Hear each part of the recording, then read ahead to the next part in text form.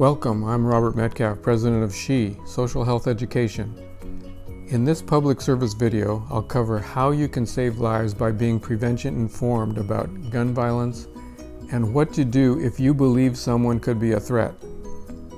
Hint, doing nothing is not an option.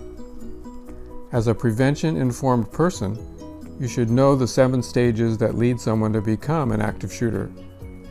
First, they experience trauma and pain, and then they consider the idea of committing a shooting, and then there's the moment of decision, and then the early stages of planning, and then the advanced stages of planning in detail, and then the physical preparation, and after that, they become an active shooter. So proactive prevention can avert violence if it's used in the first 6 stages. Violence always starts with trauma, major or minor, physical or emotional. And some common signs of trauma are anger, being bullied, depression, isolation and antisocial behavior, anxiety, physical, emotional, or substance abuse, family dysfunction, crime and cheating, discrimination, and racism. If you believe a situation is urgent, here are 3 immediate responses. Call 911 or contact someone you know can respond effectively, like an informed prevention group leader, community health and safety team member, school official, or a workplace health and safety leader. Or you can contact an anonymous confidential tip line. If there isn't one in your community, call Crime Stoppers at 888-288-8893. Here are some other possible responses in situations that aren't as urgent. You can give the person information on local resources that could help, such as counseling, child protective services, shelters, support groups. You can observe as much as you can without being obvious, and find out more about the situation, only if you feel comfortable. Talk to friends, family, and acquaintances of the person to find out more about their situation, if you feel comfortable. Check out a person's social media habits and posts. Try to find out if the person has access to guns. Report the situation to a local leader.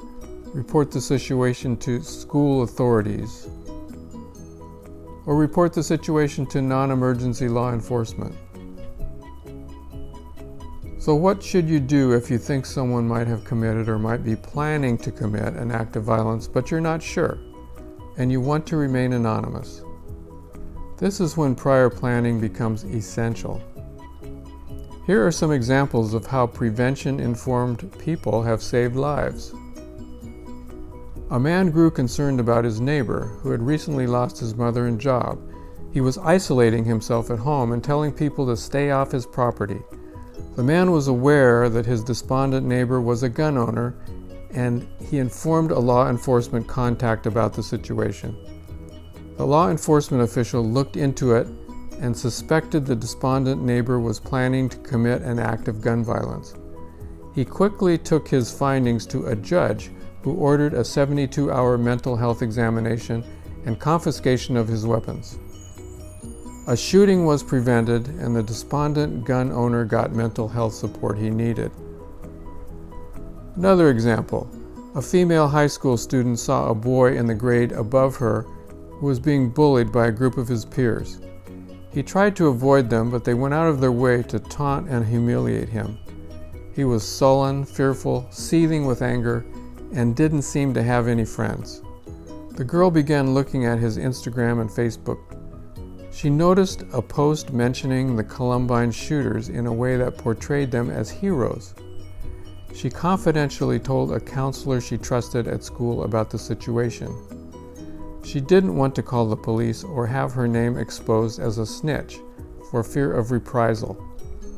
The counselor contacted local authorities, who discovered the boy had access to weapons.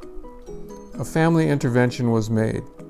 The boy got relief from bullying, and counseling helped him resolve anger and depression he was feeling so he didn't act out violently. If you're part of an informed prevention group in your community, talk to other group members about possible sources of anonymous support. Belonging to an informed prevention group is very important in situations where there might be a threat, but you can't be certain. Maybe it's just your gut instinct and a few warning signs. If you call local enforcement, they may tell you there's nothing they can do because of insufficient evidence. If you report your concerns, you might not remain anonymous, and the suspect could become aware you reported them. That's why being part of a local informed prevention group is so important. You have access to immediate advice, help finding more evidence, and ways to contact local law enforcement anonymously. So what if you're not part of an informed prevention group and there isn't one in your community? Start one yourself. Begin building the prevention-informed tipping point in your community to make it safer. So how can you use the 10% tipping point rule of social change to work to make your community safer? Let's say your neighborhood or school or organization has 1,000 people in it. Research shows that when 10% or about 100 people are prevention-informed, many acts of violence are prevented and your community is safer. How do you start an informed prevention group? You can learn this in the SHE Handbook of Informed Prevention. Request information about the handbook from saferworldeducation@gmail.com. Here are some important contacts: Crime Stoppers, National Suicide Prevention Line, the FBI. And your homework question is, what should you do if you become aware of someone in your community who you don't know, but you see some red flags that make you suspect they might be a threat to commit an act of violence? You can't be sure, and there's not enough to call the police. What's the best strategy? The answer? There's no simple answer. These are complicated situations.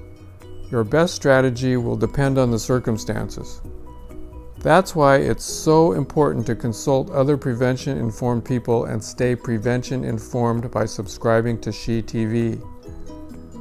And enter SHE's drawing to win a new MacBook Air.